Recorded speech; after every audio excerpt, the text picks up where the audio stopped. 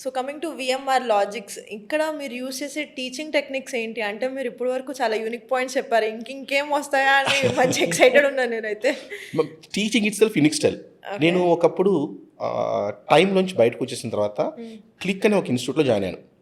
Join అయిన తర్వాత ఆ క్లిక్ ఇన్స్టిట్యూట్ రమణ అని ఆయన ఏం చేశారంటే నాకు ఏమడిగారంటే ఫ్యాకల్టీ ట్రైనింగ్ అడిగారు, ఎఫ్డిబి ఫ్యాకల్టీ ట్రైనింగ్ ప్రోగ్రామ్ అడిగారు.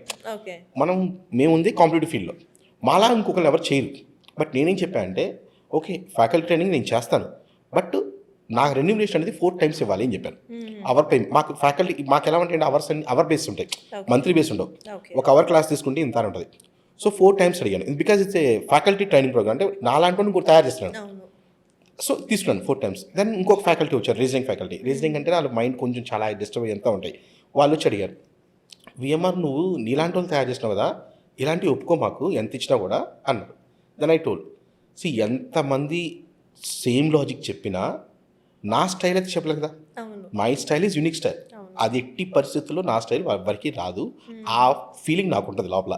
అందుకోసం I use to take faculty training programmes also. Okay, super.